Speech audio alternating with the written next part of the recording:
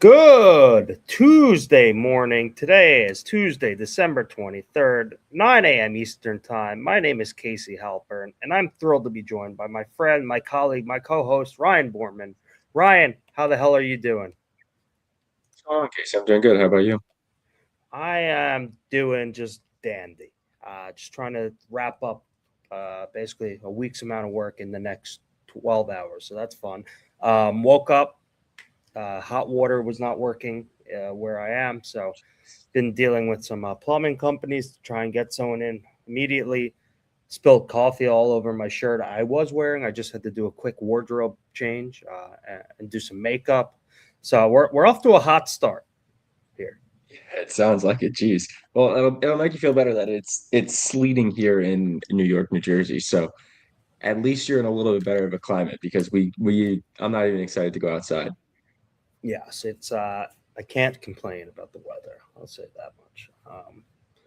But I've yet to play around with golf due to a nagging neck strain. So hopefully that can change in the next 48 hours. But we'll see how it responds. But anyways, obviously the holidays are coming up. We'll be off, so this is our last show of the year, and we'll regroup probably wild card weekend. But pretty solid week last week, if I recall, Yeah. on our bets. Um, I believe I went, not to toot my own horn. I think I went 4-1 on the picks I gave out on the show. Alabama winner, Miami winner, Eagles -6. Was Bengals. That was what could be the easiest bet of the year. As we said, Quinn Ewers stinks, and last night was tough. So we didn't go a perfect 5-0, but 4-1. We had Uncle Phil Rivers. I lost my fantasy semifinal, which I had no business being in. I almost threaded the needle and completed a midseason tank where I traded away literally. I started out like 1-5, and I was just like, my team's probably not doing anything. So I traded basically every asset I had. So Bijan Robinson, Jalen Waddle, Marvin Harrison Jr., he was an asset then. And I basically got like a bunch of top 5 round picks next year. So, and I somehow found myself in the semifinals because was able to hit the waiver wire and turn some scraps into something formidable. The Jacoby Brissett, Michael Wilson stack was a force to be reckoned with. But last Yeah. night I had a 9 point lead. I had Juwan Jennings and he had McCaffrey, and the second touchdown I was up by 2 points. And if Kyle Shanahan challenged that Jake Tonjes incomplete pass, which was a touchdown by the way, if he just challenged that, Compared to close. I would be in the finals because the very next play is CMC what? screwed you twice this year. CMC screwed you twice this year. Then the other one was the tie. Yep. So Yes, he did. He did screw me twice, and on Monday Night Football, both of them. So, yeah, brutal, but brutal, brutal, brutal. that's fantasy. I also didn't ever expect to even make the playoffs, let alone be very that close to the championship. So it's kind of just I wrote off that loss months ago, so I didn't really Yeah, care. we had the I had the Jacoby Brissett and Michael Wilson stack this week as well for one of my semifinals, and the wheels sort of just fell off on Brissett. Unfortunately, we ended up losing by like 10. And I mean, if we were praying for another Michael Wilson touchdown because I think that would have the guy we were playing had Travion Henderson on Monday night, and he obviously got hurt, so we would have been in the championship had Jacoby Brissett actually finished his game like he did the last couple, but he only got like 10 points through for one touchdown in a game I thought he was gonna sling it 60 times again. But hey, like we said, that's fantasy. Unfortunately, it's one of those things where the right team gets hot at the end of the season and your entire regular season could just be basically down the drain. So I've had this argument before. Some people like to play like regular season winner gets a payout, a couple other people get payouts. I'm a big proponent of just big payout for like the winner and second place at the end, but to each their own. I like the luck part of it, but you do put in a shit ton of time during the season, so some people like to get rewarded for actually doing well during the regular season. Yeah, Excuse look, me.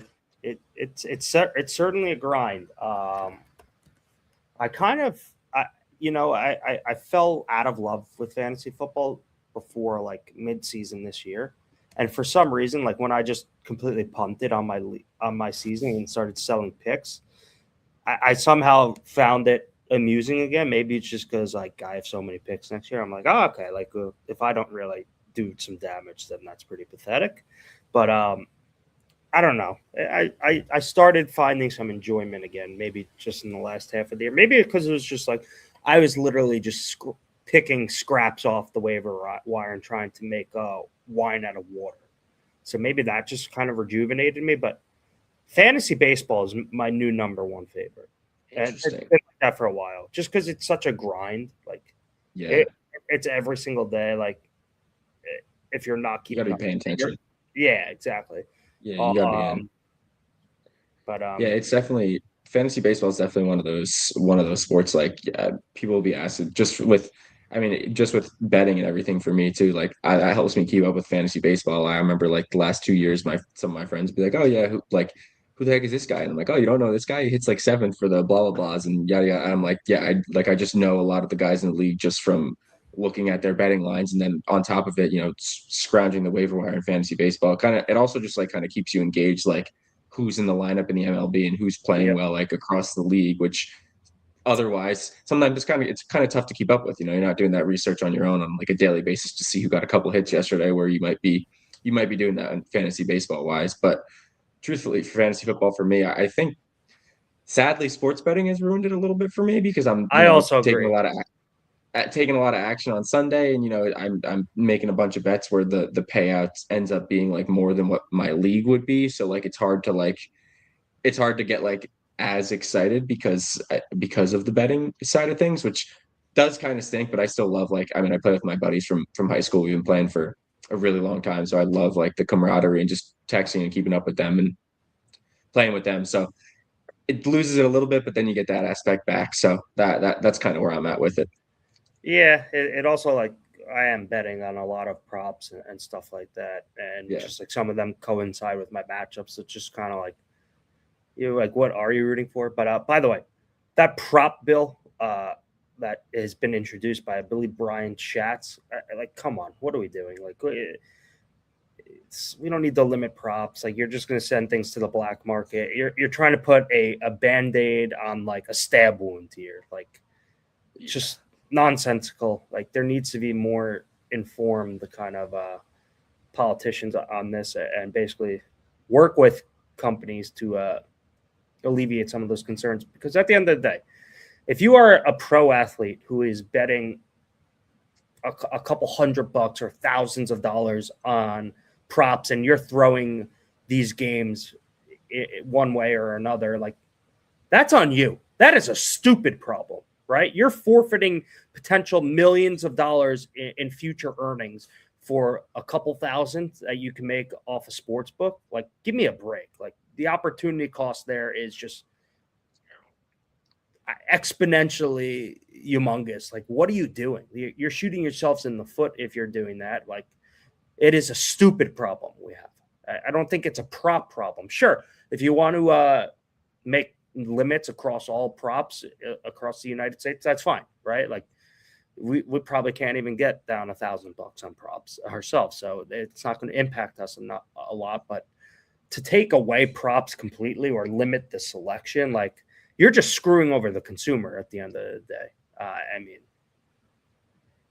it's crazy. mind-boggling. I also just think like they'll just find a way around it, honestly, too. Like kind of how the industry has almost got something else will pop up that some state or like something will find a way around it. I feel like the legislation and conversation behind a lot of the stuff in gambling is just like two steps behind a lot of the time, and there's already something new on the horizon that's changing. Obviously everything with like the prediction market, sweepstakes. Like a year ago, we were talking about sweepstakes as a big thing. Now they've shifted all the prediction markets, and now we have this, and they're trying to do legislation related to this, and DraftKings and FanDuel left the AGA, and there's just like now it's just almost like the wild wild west, and they're trying to like regulate things that are in the past almost. So I think they're just like a couple steps behind on legislation, and it's not really going to end up impacting too much, but it is just insane in general. Like they're focusing on the wrong things. Yeah, I totally agree. I'm all for maybe limiting the amount of. I'm all for limiting the amount of marketing that goes on with the sports books, prediction market, sweepstakes, whatever, on TV across different media platforms. I'm all for that. Uh, Pour more resources into responsible gaming and getting people the help they need. But don't just write up bills that will ultimately basically screw over the consumer without much knowledge on the topic. It's just, I don't know. But obviously, that's politics and that's governance in the United States of America. Everyone involved is just an absolute buffoon, in my opinion. But moving on, before we go to week 17, I have to shout out to Philip Rivers, man. I mean, what that guy it, I'm like stupefied, but what like we saw last night, like just give him a clap. Shout out to Philip Rivers. What he did last night is absolutely insane and cannot be overstated. At 44 years old, 50 plus pounds heavier, he came off the couch after 5 years of being retired and basically showed he's still more competent than at least half of the quarterbacks in the NFL. It is unbelievable what we witnessed, and I don't think enough people understand that part because it is so damn hard to play quarterback in the NFL. And he legitimately rolled off the couch like a little roly-poly and was very competent. Like he went 23 of 35 last night, had 275 passing yards and 2 touchdowns on Monday Night Football. He was retired 8 days ago, 2 weeks ago. It's just like it might be like the hardest job in it might be like the hardest job in like all of America because literally like I mean he's coming off the couch and there's like not 30 competent people who can do the job successfully because they're 32, I guess, because they're literally pulling the guy out of retirement to do it. So I mean there's only so many other positions. I feel like there's, less than 30 qualified people to do something in in the States in general. So it's literally insane. It's remarkable what he did. I'm sure that's probably it for his career. Like actually now, look, his arm was shot, but that head of his, like he was, he was head and shoulders above the defense. He knew exactly what was coming. You saw him at the line of scrimmage making those checks, right? Getting everyone set. Like it was just cool to witness, and it really just shined a magnifying glass on the QB development problem in the NFL also.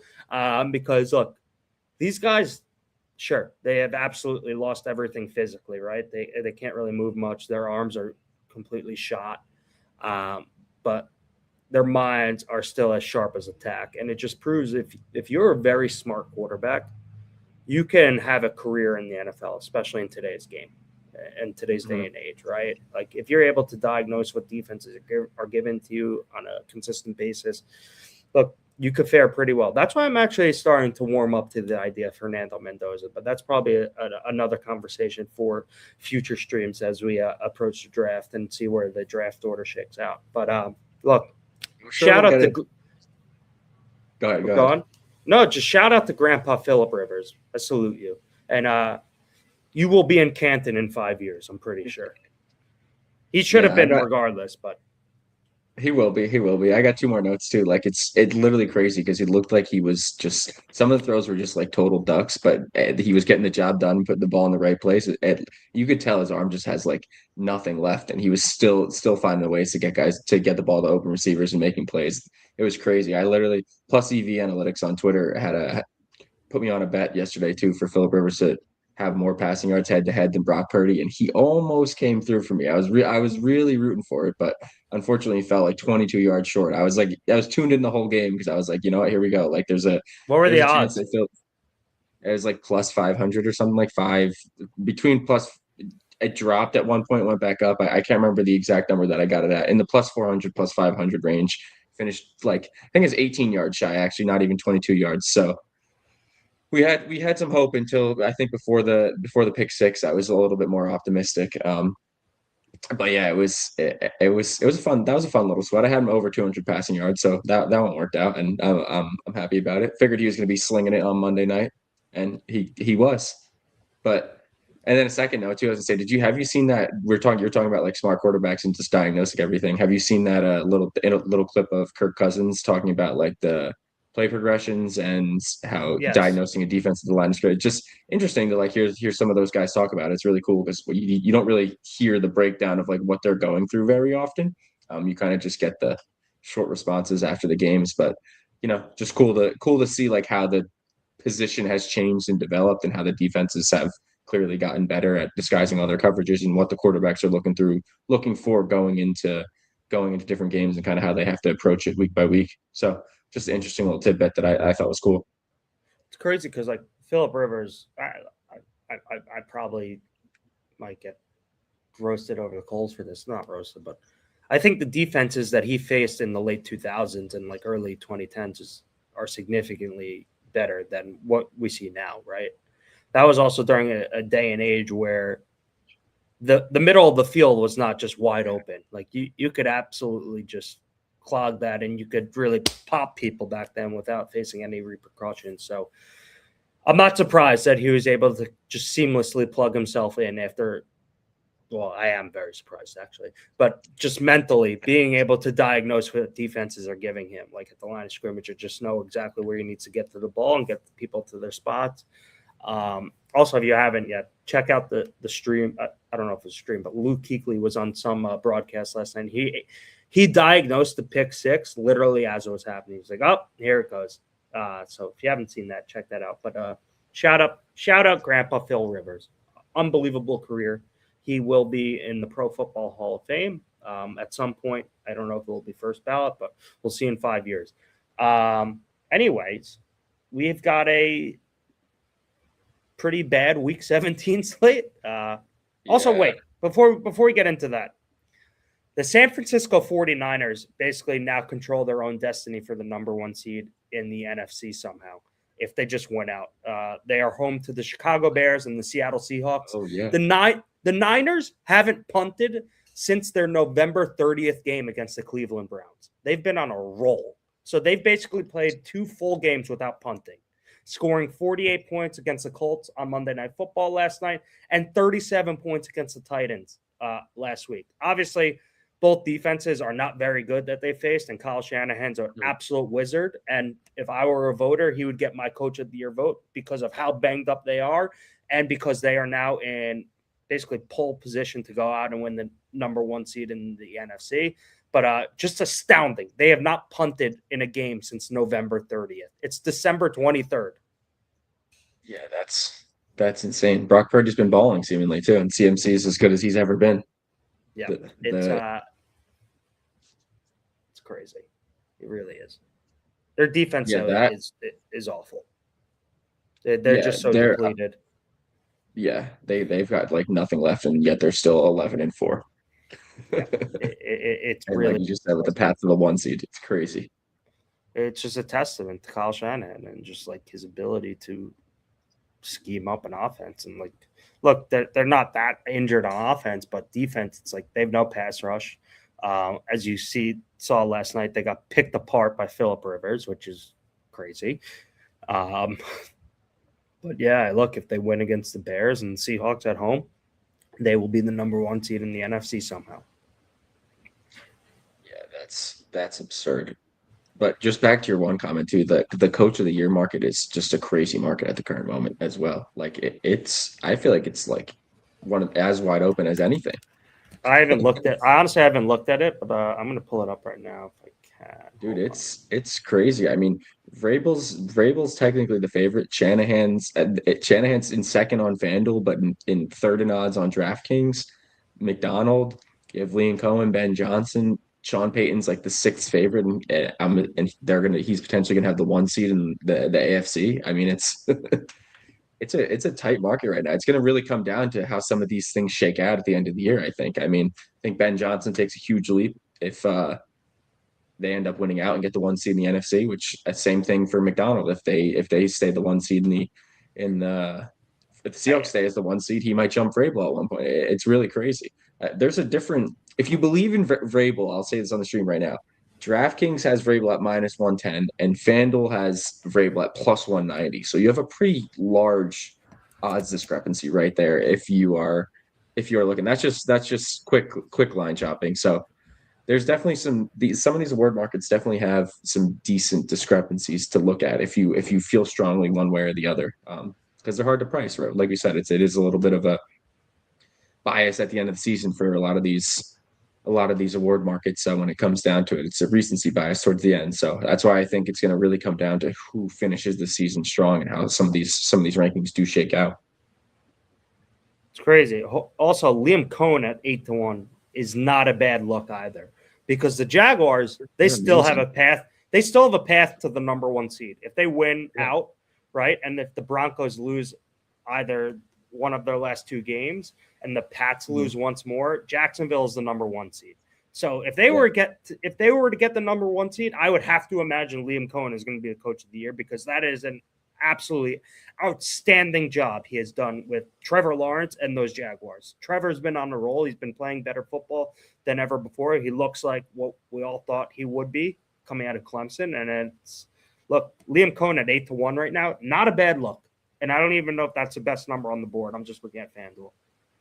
No, I think it is the best number on the board. It's 7.5 to 1 on DraftKings. I'm looking at the score really quickly, and he's 8 to 1 there. I personally, you know me, my bias. I mean, I got my Clemson hat on, so I'm obviously rooting for Trevor and the Jags to get the 1 seed here. But I took a Ben Johnson future to be the coach of the year, and I've been backing the Bears the entire season, so I'd love to see that them win out and get the 1 seed, and he wins coach of the year. But that's my own bias on my bet. I also love to see the Jags really put it together and get the 1 seed over there, because I'm rooting for, like I said, I'm rooting for Trevor and Travis, and Trevor has been pretty much unreal for the last 4 or 5 weeks since the bye, however long it's been. Like, he hasn't turned the ball over. He's got 18 touchdowns or something like that. I want to see if I could find the stats on how well they've played. So it's crazy. But yeah, I mean, they've been on fire. A lot of these award markets are interesting. I will say I'm kicking myself because I was directly staring at Puka Nacua, Offensive Player of the Year, right before last Thursday night football game. He was 30 to 1 on Hard Rock. I could only get $5 down, and I was just like, I'm not even taking that. That's meaningless. But now he is plus 185 after he had an incredible game against the Seahawks. And I mean, I don't know if you saw too. We had I don't know if I mentioned this last week. I totally can't remember. In Puka's last 2 games, he has more receiving yards than any single Jets receiver in the entire year. Well, Garrett Wilson has the most receiving yards on the Jets, and I think he's played a grand total of 5 full games. Yeah, I mean, Puka has I forget what his Garrett Wilson's number is. Puka has 400 and something, 430 receiving yards, and 405, I think it is the number. He had 230 and 185 in back-to-back weeks. Yeah, Garrett Wilson played 7 games, but I think he finished 5 of them. He has 36 receptions and 395 yards for 4 touchdowns, and still has the most receiving yards on the New York Jets. Watching the New York Jets play on offense is like watching paint dry. Watching them actually in general is just watching paint dry, and I highly advised against ever having to watch them. So, yeah, Puka had 225 receiving yards last week and 181 the week before. So he cleared all Jets receivers in 2 weeks of football. It's absurd, the offensive weapon he has and how he gets open and how great he is. He just doesn't drop anything. Stafford looks for him, and he's great after the catch too. So it's really just crazy. They got a weapon like him that they fully utilize. Teams are playing a different sport than the New York Jets. It's crazy. Jackson Dart, New York's other golden boy, had a Justin Fields-esque game last week. So I saw that. I mean, that's a one game I guess we'll touch on. But did you see that? I follow his accounts, the QB Gami, and his 33 yards and something. Did you see the Tim Boyle? Tim Boyle. Former Jet great Tim Boyle.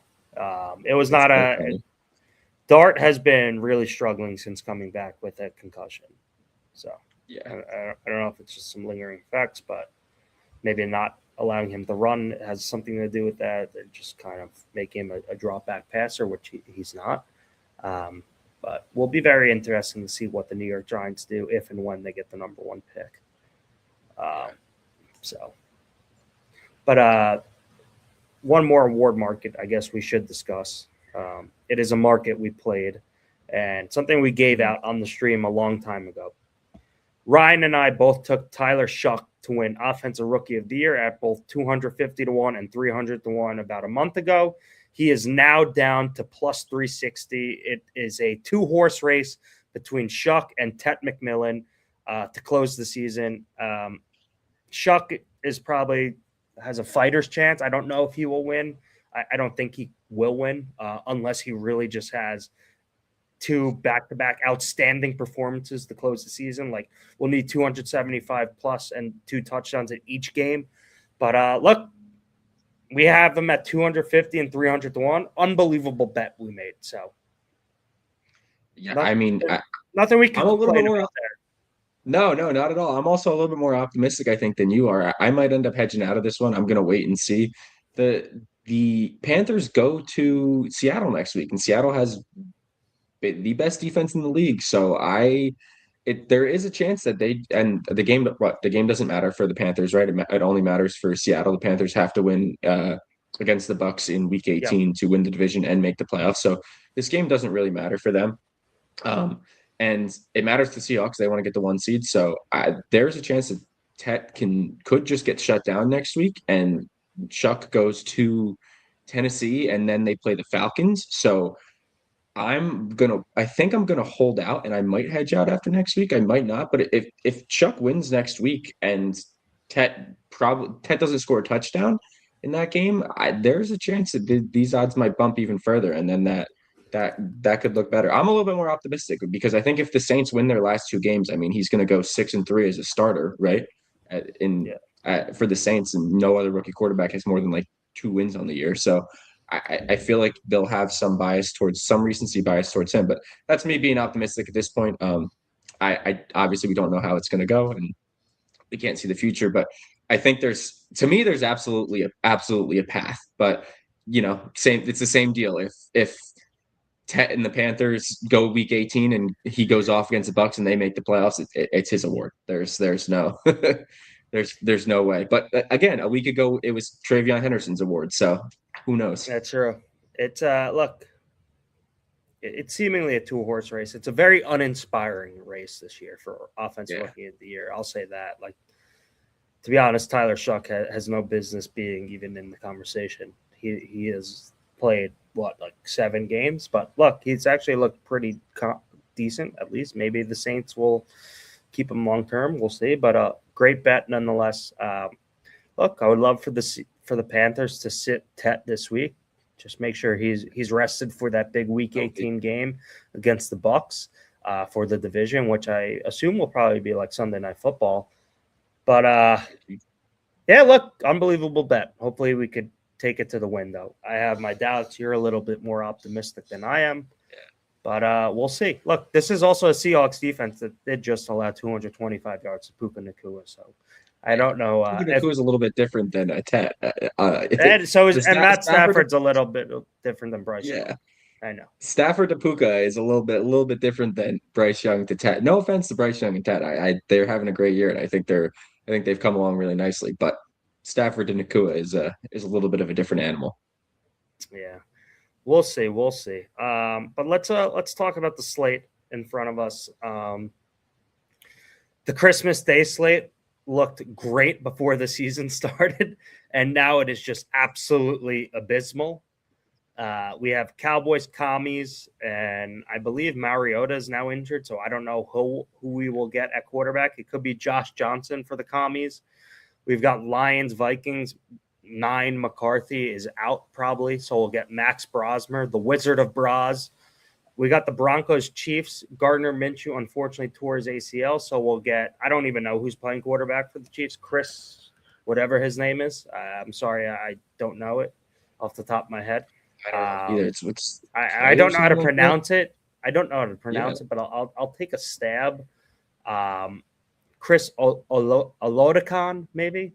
I don't know if that's it, but so sorry if I mispronounce your name. But yeah, the slate on Christmas Day is absolutely horrible, and it looked like it would be good going into the season, of course. Yeah, it's I looking rough. The NFL still gonna get I got lost. no plays for the record on Christmas Day at the moment. I personally, well, this isn't gonna help. I took the Lions just money line before, like when it first came out, like not first came out, I'm sorry, like on last Friday or something like that. It was like minus 190, I think, and now it's like down to minus 250. I wouldn't play it at this point, but I took that in. I thought the Lions were going to win this week. It was going to be a must-win game for them. The Vikings are really playing for nothing. It still is a must-win game for the Lions, so I don't have anything directly on Christmas besides that. I mean, it's a rough slate, man. I don't really know. It could go. I would lean like almost like the I would lean just like taking. I don't know. No, I can't even. Just skip the NFL this day if I you're. like maybe I didn't really watch any of the Chiefs game, but maybe I would take the Chiefs plus 13.5. I don't know. I think they look bad, man. Their defense. They had their full defense. Cam Ward kind of diced them up a little bit. There's no. They didn't look too good. I don't know. I will say I did make a bet on the Saturday game, Saturday night.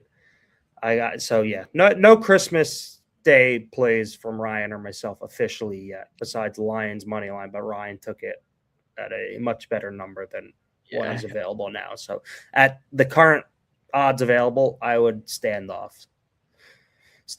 and stand back. Chris, on Saturday we got Texans Chargers. That's a really good one, and Ravens Packers, which should have been a good one, and now is probably another stinker due to the quarterback problems. We'll get probably Snoop Huntley versus. What the heck? He's got a bad contusion. Yeah, Lamar. John Harbaugh said it's a very serious contusion, but they'll take it day by day. Jordan Love might play. He was concussed against the Bears, but the fact that they're not signing someone leads me to believe that then the concussion probably isn't as serious as you'd think, so he might play. I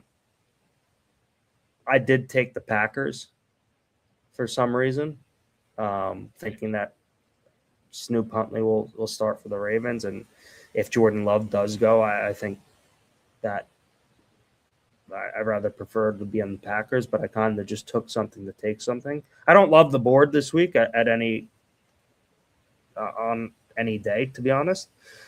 But I actually like, now that I'm looking at it, I think that there's some -1.5, -1s on the Chargers available. I think that's a pretty decent look.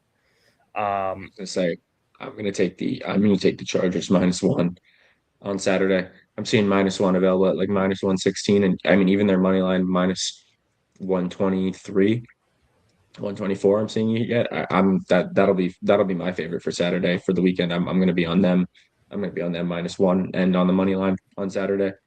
Yeah, also the Texans, they lost both of their starting tackles on Sunday, and I'm not sure if they're going to be playing this week, especially on a short week. So I kind of like the Chargers at home. I think there's some value on them, especially given that they have such a great coach and Justin Herbert, who is unbelievable. He absolutely put on a show against the Cowboys. Obviously, their defense stinks and pales in comparison to the Texans' defense that he will see this week. But yeah, I also like the Chargers as well at home. Also, they also have a path to win the AFC West now, so some added incentive there too.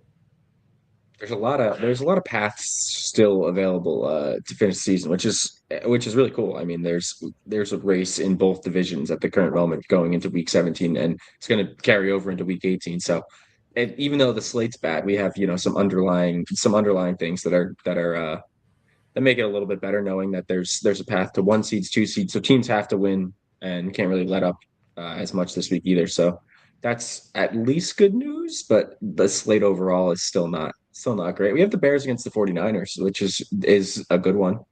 Yep, we do. Well, you're jumping ahead here.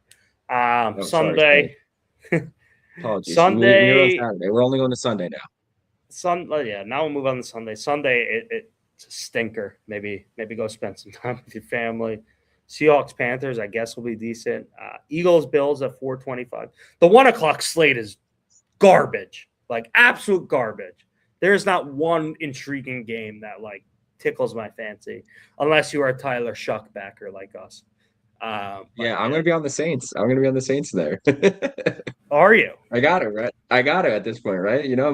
Cam Ward did look good last week against the Chiefs, but I'm gonna take the Saints -2 right now. I think I can. What am I seeing? -2, -2, -2.5. I think I can get it at -2, so I'm gonna get it at -2 at the current moment. I'm actually gonna put it in as we stream right now. I'm getting these out of the way. I love it. Also, we talked about this last week. The Saints defense has been humming the second half of the season. So Brandon Staley has actually turned that defense into a top 10 unit in the NFL. So we'll see if they could pull it off on Sunday. Look, I hope us Shuck Maniacs can celebrate another win and a nice performance from him. Give us 300 yards and 2 TDs, Tyler. Come on, baby. But yeah, the 1 o'clock. He's got it. The 1 o'clock window is horrible. Horrible. I think I like the Cardinals, actually. You're not excited for Jets Pats? No, I don't think I'll be watching Jets Pats. I didn't watch a single snap of Jets Saints. I did. I was watching our boy Chuck though, so I was making sure that the tank was still on. I gave out the Jets on the stream too, and then I wish I didn't. I wish I didn't say that live. So, I ended up taking the Saints Sunday. so the place where I watched, there were 4 games on. They don't, for some reason, they don't get red zone. But I had Bengals Dolphins on. I had oh my god, I'm blanking. What games did I have on? Hold on, I'll tell you in a second. Not actually, no one really cares, but I didn't have that. Look, I just looking at it at first glance, I think Cardinals plus 7.5 is a pretty good number. I don't think the Bengals should be a touchdown plus favorite against anyone. Their defense still absolutely stinks. Just because they blew the doors off Quinn Ewers and the Dolphins does not mean they are a deserving team to be favored by more than a touchdown. I don't care who is coming to play them. I think that number is a bit too high. And I think the Cardinals offense with Brissett is still competent. Look, hopefully Michelin Tire, Mitsubishi Marv is a little bit more healthy. I saw that on Twitter, so people are just renaming him from Maserati to Michelin Tire Marv. I still have high hopes for Marv. I think he will be a very good wide receiver. Maybe he just needs to change the scenery after 2 years. But regardless, I do like the Cardinals here. Look, Brissett, Michael Wilson, I think they're still pretty decent on offense. Trey McBride is going to absolutely eat against the Bengals defense in Week 17. The Bengals have the worst defense against tight ends in the NFL. McBride's coming off a dud game. He actually might have like 150 yards and 2 touchdowns. Like he will have his way with this defense. No, I hope so. He's coming off a dud game for a lot of people who rode him probably into fantasy semifinals. I mean, I think Darren Waller just had a decent week again against them too. The only dud against the Bengals was when the Ravens played them, and it was Likely and Andrews combined for like 30 yards or something somehow that week. Yeah, that's like their only dud. Yeah, brutal. The only thing is, I will be against you in this one. This is my second look ahead line that I took. I have the Bengals -6. I got it when it opened. So we're gonna be against each other on this one in the 1 o'clock slate. Well, if I take the plus 7.5 at no big, we could land on 7 and both win. That'd be perfect. But then moving on to the 4 o'clock slate, there are 2 good games. Oh, sorry, there's actually just 2 games in general. You got the Eagles and Bills. Bills are -2 at home. And then you got the battle for the number 1 pick in the NFL. The Giants are going to Vegas and they're facing the Raiders. And somehow this line has now completely flipped. The Giants were opened as 1.5 point favorites and are now 1 point underdogs in Vegas, which is I was shocked when I saw that the Giants opened up as 1.5 point favorites. If I'm being honest, I didn't run to the window to take the Raiders. I should have, but I don't know how odds makers basically justified making the Giants favored against anyone on the road this season. This is just an absolute dog crap matchup. But winner gets the number one seed.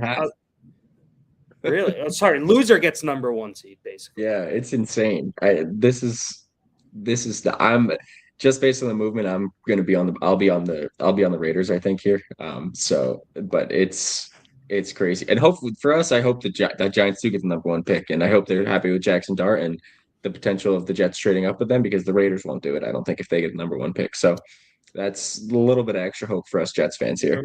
The Raiders don't have the ammo to compete with like an offer that the Browns or the Jets can offer. But I don't want the Jets to make a trade, if I'm being honest. I just want them to sit tight. I think that the Jets potentially will have a top 3 pick.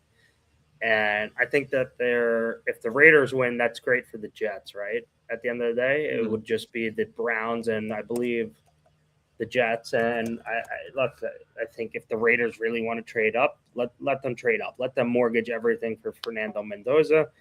They don't have much to offer outside of what the Browns and Jets could offer, but we'll see what happens here, how it all unfolds. But look, also the Giants might draft a quarterback at number 1. If Joe Schoen is fired, it's very possible that a new GM wants to come in with a new coach and draft Fernando Mendoza over Jackson Dart. I would advise against it. I think Jackson Dart could be a very good quarterback. I will say I am very skeptical of him remaining on the NFL field with how he plays. And look, if you're not going to let him play like that, you're probably not going to get the Jackson Dart that we saw earlier this season. So it's kind of the catch-22 there. But it will be interesting to see what they end up doing. It could be a potential Josh Rosen for Kyler Murray situation for the Giants. I don't think it will be, but you don't know, obviously, until we know what happens with the Giants and if they keep Joe Schoen.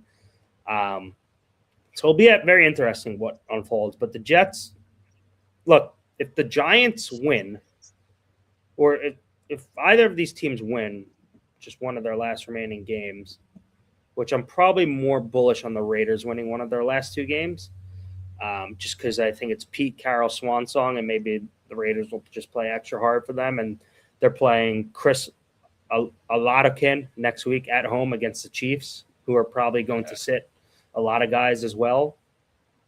I'm more bullish on the Raiders getting a win here, but maybe we get a Giants win this week and the Raiders win next week. That would be best case scenario for our New York Jets and their path to a potential quarterback in this draft. But look, the Jets have a lot of holes. I don't really think they are in a position to trade a lot of their assets up for a quarterback, especially if one might just potentially fall into their lap. But we'll see what happens in a few months. We'll see who declares for the draft too. But as it stands right now, that's my stance. I don't want them trading up. I just think they need to stand pat. They've got way too many holes they need to plug. But that being said, I am just shocked that the Giants opened up as favorites against any NFL team, let alone the Raiders on the road. Their offense has looked horrible. And Jackson Dart, as I said earlier, has looked like a shell of his former self after he came back from that concussion. And if Mike Kafka and the Giants are not going to allow him to run the ball nearly as much as he did earlier in the season, they're just limiting themselves on offense. And look, the Raiders, they're not going to really be actively tanking with Pete Carroll at head coach and Geno Smith at quarterback, right? This is their last 2 games with the Raiders, probably both. They're going to be replaced. And you saw some flashes on Sunday with Gentry and the offense. It looked a little bit more competent against a very strong Texans defense. So I don't know. I just was shocked when the Giants were 1.5-point favorites when this opened. And I'm not surprised this line has now completely flipped to Raiders -2. So, but when I first saw that opening number, I was like, what the hell? The Giants are going to Vegas and 1.5-point favorites. That is just insane to me. So that quickly course corrected. Yeah, very, very quickly course corrected there. But we'll see. We'll see what happens there. I'm going to be on the Raiders, and we'll see what happens with the Jets. You're pro, hold the assets. I'm pro if they think Mendoza's the guy. A quarterback will fix all our problems. So if they think he's the guy, go get him. If they don't, then don't get your don't just trade your assets just because you want to put a better, potentially a slightly better product out there next year. But if they believe in him and they can go get him, do it. Do it. That's my opinion. But only if they believe he's their guy. Don't just go trading up saying we need a quarterback and this is the guy available in the draft. If they like him. They like him. I want them to go get him. Yeah, look, That's best where I case stand. scenarios. Best case scenario is they won't have to trade up because they get one of these top two picks, and Dante Moore declares for the draft, um, who I'm very intrigued by. And look, we'll see what happens, but a lot to unfold. Yeah, a lot. Good Any time. leans it any leans in the two probably good games on Sunday: Eagles, Bills, Bears, 49ers. Like we're going right back to them, of course. I faded them. I faded them the 1 week against the Browns, and I can't do it again. I just put in my Bears plus 3.5 and my Bears money line just now. So we're gonna be on the Bears. I think it's moving slightly the 49ers way, but like like I've had all season, this is the team I cannot quit. They always find a way. I think they had like a 0.01 chance of winning Saturday night's game, probably one of the best games of the year, and they found a way to turn it into a W. It looks ugly for 80 or 95% of the game, and they just find a way in the end. I mean, that the throw to DJ Moore was perfect to end the game. Just it was like a sick, just really like a sick ending to a football game. So they still got me. I'm not going against them again. You good? We got Casey getting some technical difficulties here, or not technical difficulties. Sorry, interruption.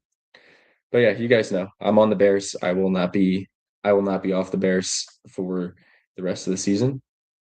And we'll give him a second here. Okay, I'm sorry, I have to wrap up right here, but you're on the Bears. Incredible win, And Caleb Williams, awesome. Um, yeah, look, the 49ers pass rush is non-existent. Their defense is absolutely depleted. I kind of like the Bears at this number, getting a field goal. Um, also, but also the Bears might have the NFC North wrapped up by the time this game starts, right? Because the Packers play yeah, the day before. I believe that's the case, right? If the Packers lose, the Bears win the NFC North. So we'll see. yeah, That could potentially impact some things. But it's a really bad slate this week. There's two good games, and they're at 4:25 on Sunday and 8:20 on Sunday Night Football. And then we got Rams Falcons on Monday night.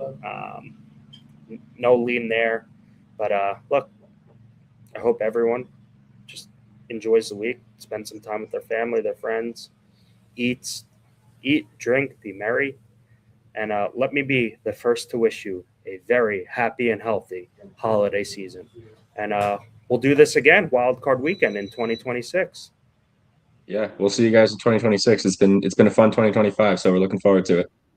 And by the way, check out our ProfitDuel holiday specials. They are all live now, 50% off all of our plans.